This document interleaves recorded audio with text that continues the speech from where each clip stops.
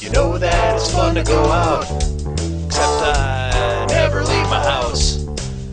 I'm either at work or home, and it seems kind of pathetic just drinking alone. So if you got nothing going on, have some drinks with Ron. Hello and welcome to this episode of Drinks with Ron. This is my drink. Yes, still recovering from the long jerk stock weekend.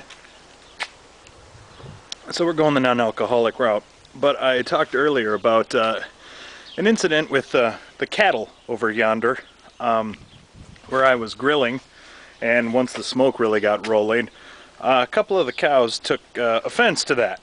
I mean, I got a big cloud of meaty smoke rolling out of the grill, smelling like aminal on a fire, strangely enough. But the cows, which you can see, oh, the fellas that are right down over the hill here, well, let me show you this. The grill is right here. So, yeah, those fellas were not big fans. One guy started to mooing about every 10 seconds. And I mean, mooing. He was not happy with what I had going on.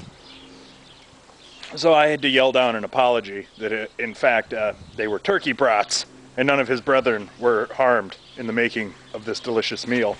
But, yeah, he kept... So I told Maddie, I said, they're all yelling, "He's eating Dave!" So I tried to explain it to the cows that they're, in fact, turkey. And since then, they've stayed oddly quiet. But it is interesting living on a beef farm, considering I don't do any of the work here. I just simply live by it.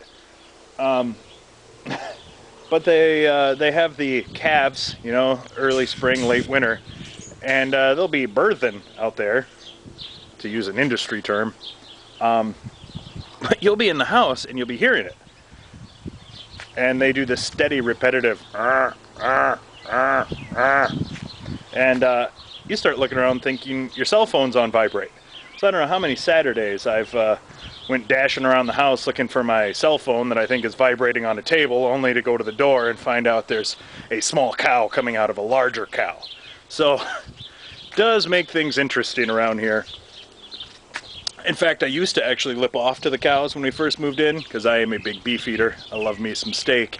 And I'd walk right down to the pen, which is over my shoulder, and went right up to a couple of them and said, "Hey, buddy, I'm gonna eat you one day."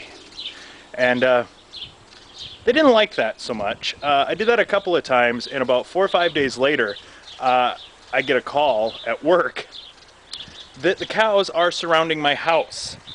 They had jumped the fence, somehow got around this other fence, and were in my front and backyards, swarming my house. Which was a little alarming.